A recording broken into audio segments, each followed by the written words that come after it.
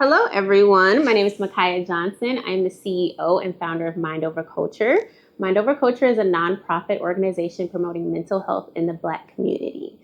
We do have a partnership with BetterHelp.com, and proceeds from our clothing brand fund therapy sessions for African Americans. So we're here today to talk a little bit about the stigma around mental health in the Black community. And I have these two wonderful ladies here. Can you guys just go ahead and introduce yourselves and tell us a little bit about yourselves? Hi everyone, my name is Sarah. I'm a mental health therapist here at Journey to Clarity Counseling. I specialize in working in teenagers and young adults. My passion for mental health started about freshman year of undergrad when I realized that I was struggling mentally and I didn't know who to look for support because it isn't typical to find someone who looks like me in the field. So that's where my passion stemmed from, and that's why I'm here today.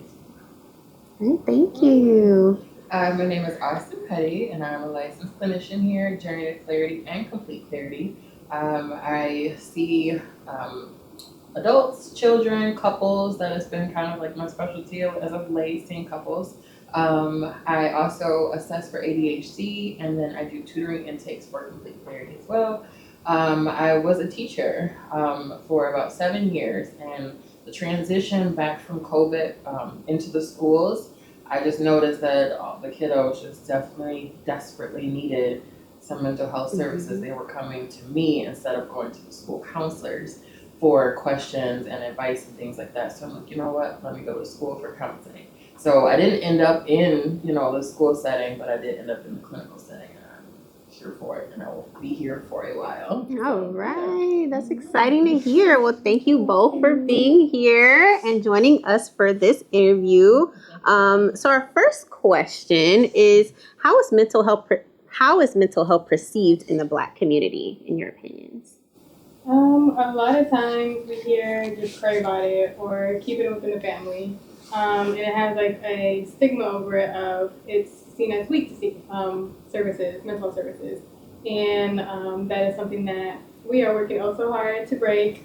And I feel like people are in progression to realize that it is okay to seek help. But for many years, it seemed like there's a stigma of you're weak if you try to seek therapy and try to keep it within the family.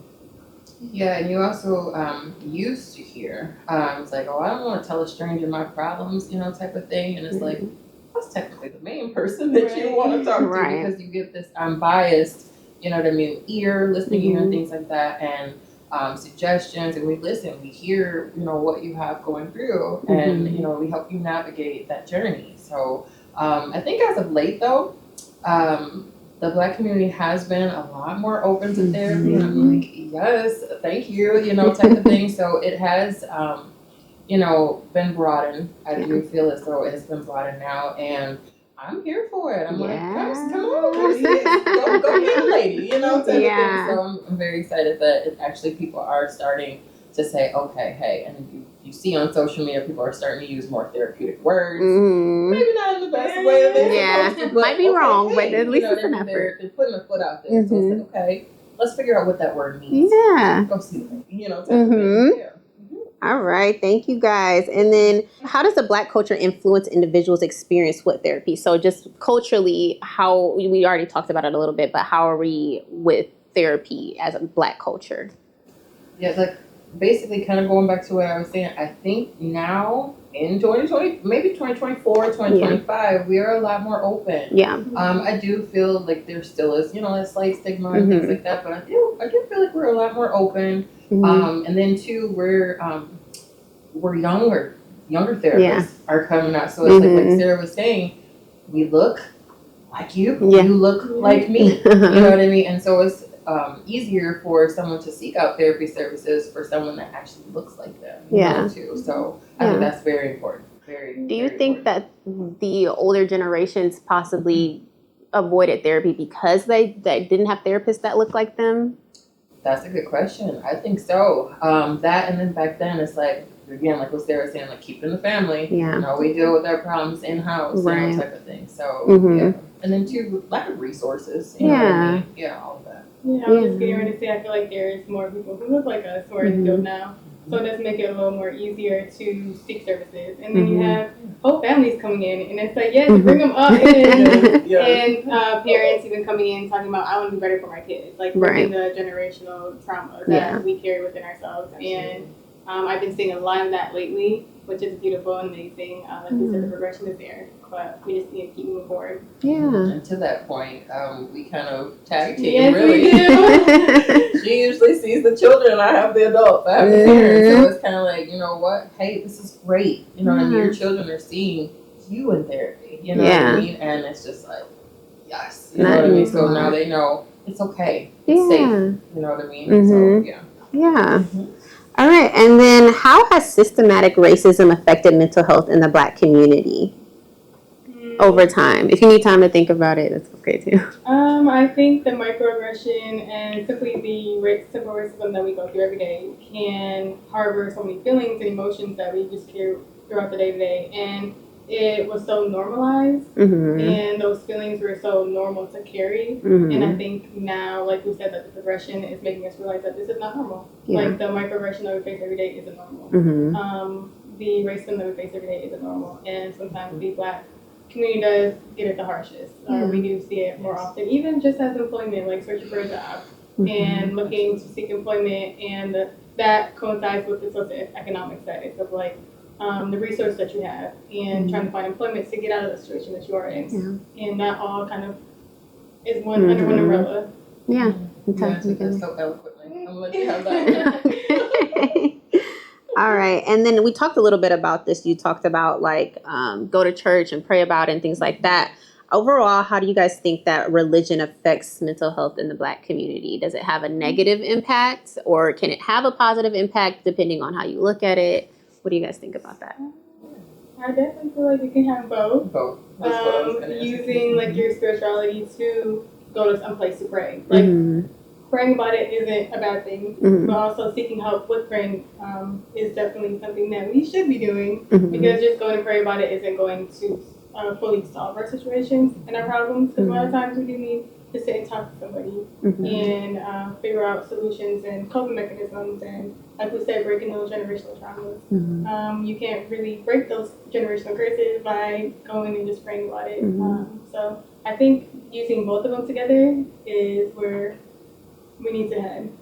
Absolutely. And then too, you have therapists who are Christians who utilize their faith in the session. So it's like, it's like shopping. You shop around for the therapist that works, you know what I mean, that's the best fit for you. If you are a Christian or whatever, of course, whatever religion that you subscribe to, you find that therapist. There's tons of therapists out there, right? So I mean, do both. You can have your religion and you can have therapy at the same time. Agree. Okay, so next question. What resources can help individuals in the Black community who have went through trauma?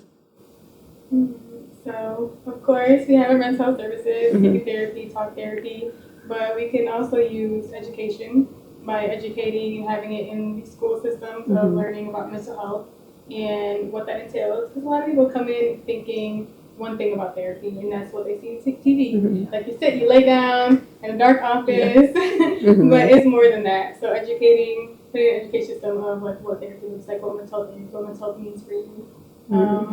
And I think like what you're doing right now is amazing, creating those resources for the community, like the free services. So doing your research and finding services that fit for where you are in your predicament. Absolutely. I would also add like educating yourself. Okay. Not just using social media all the time, right? Or chat GPT. Right. You know what I mean? Really do the research. You know what I mean? And then, okay, hey, I think this resonates with me.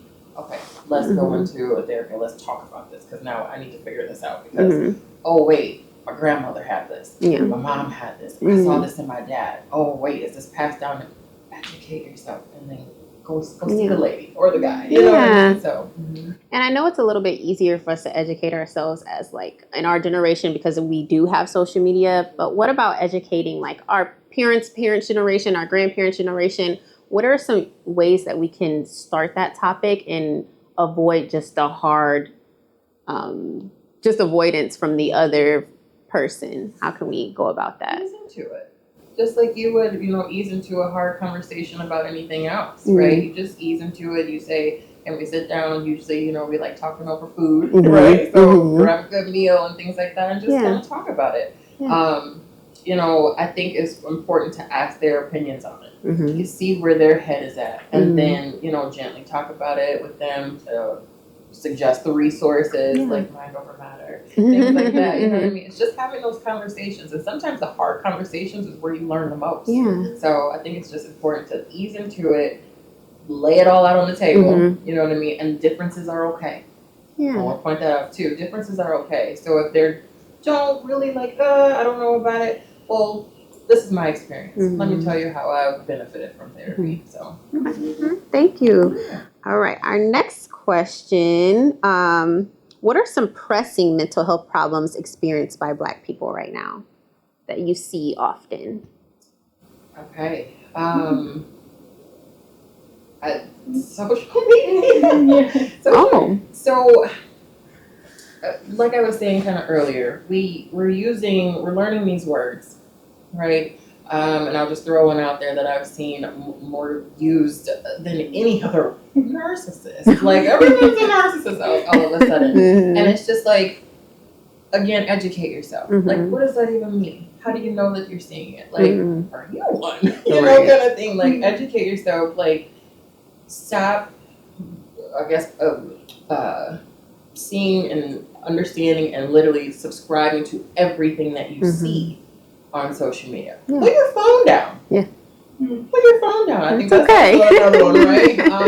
Like the doom scrolling and things like that. You never know what your algorithm can show. And then it's like, oh, well, is that me? Or do I feel this way? You get what I'm saying? There's just a lot that I think that social media is really is positive and negative, of course, aspects. But as of late, I don't know, I do think that, again, we are a little bit more woke, type of thing. We are experiencing more things where, like, okay, hey, I'm feeling this, I need to go. I need to go talk to somebody. So, just educate yourself, get on social media. I think my big one that I've been seeing is like the intergenerational trauma. I'm coming in so I can be better. I'm coming in because this is what I went through as a child, and I want to make sure that the next generation doesn't go through the same thing that I went through as a child.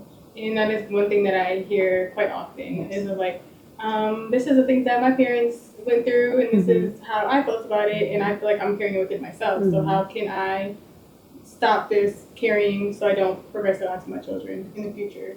And I went through some of these things in my childhood. What does this mean? How did this affect me as an adult? So childhood and intergenerational trauma are two big things that I've been hearing and seeing in my sessions. All right. Thank you. All right. That was a good answer. I'm like, Last question. What are some things we can do as individuals to collectively change the stigma in this situation, the stigma around Black mental health? Trying to normalize it by letting people know, hey, I'm in therapy too. I seek therapy myself. No matter like what predicament you're in, it doesn't have to be in your lowest moments.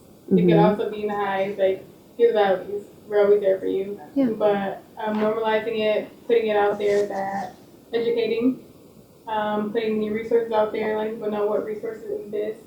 I'm trying to think what else. I've got one. Yeah, I've got one. As a therapist, I think more therapists need to talk about them seeing therapists, right? And it's like, what? A therapist needs a therapist? Yes! Everybody needs a therapist. You know what I mean? So if people see that therapists themselves are in therapy, it's like, oh, okay, this literally is for anybody. You know what I mean? And it's just, again, we're talking about it, educating yourself about it, talking about it in a positive light. Right? And so if you have the knowledge of what therapy is, you know what I mean, the journeys that you can take to get to your goals and get those accomplished, talking about it in a positive light, like, well, you know what? Yeah, my friend's in therapy. I'm going to go to therapy too. It's like, yes, that's what I've been trying to say this whole time. So, definitely just talking about it in a positive light. And then, again, if you are in therapy, tell your friends, tell everybody. Your mama, your aunties. Everybody. All right.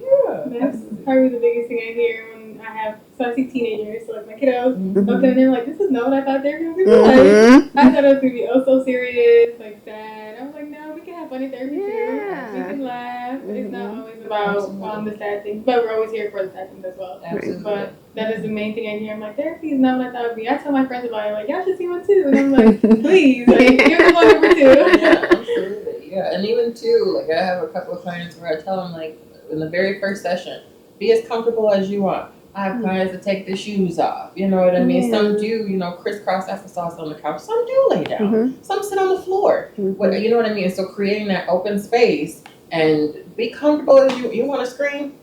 Go ahead. Yeah. This Go is ahead. a safe Type space. of thing. So it is a safe space, and I'm holding that space for you. Some people just need that space to be held for them to just get out what they need to get out, and never apologize for feeling anything. Will like cry, like, I'm so sorry, I'm crying. Don't say sorry. Please don't do that. Type of thing. So holding that space for them too. Is there any other advice you want to give just to African Americans, just the Black community as a whole about mental health, surrounding mental health? You guys said a lot of wonderful things already, but is there anything else that you want to add? I would say don't be afraid to shop around for a therapist and finding a therapist that works for you. Yep. Because there are many different therapists, many different styles, and it's okay to try it and be like, maybe this person wasn't for me. It's not the idea of it, it's the person. Yeah. And a lot of times people try it one time, like, therapy isn't for me. Maybe you just didn't have somebody who fit what you needed, didn't fit your needs and criteria. Definitely read bios and try them out. And if you feel like you tried somebody out that you thought was going to be a fit and you were disappointed, it is okay. There are so many different of us out there, so feel free to shop. Absolutely. And I would say once you're in therapy, talk. Yes. Let it out. You know what I mean? Something that you think might not be trivial to say, like, oh, I don't need to mention that, I rode the bus home, every day instead of getting picked up, by my mom. Say that. You know what I mean? I know that was kind of like a silly example, but that is literally needed. You know what I mean? Because that could open up so many doors. So talk when you get in there. You know what I mean? You've already taken the step to, go see a lady. That's my favorite phrase. But you know what I mean? Talk now. Let it all out. You know what I mean? Again, that unbiased, person listening and things like that. So talk. Yeah. Let it out. Yeah. And I know that talking about mental health in the Black community is a tough topic to just open up and talk about. So I want to thank you guys so much for opening up yourselves and talking about it and starting the conversation and ending the stigma. So thank you so much, and we are all set.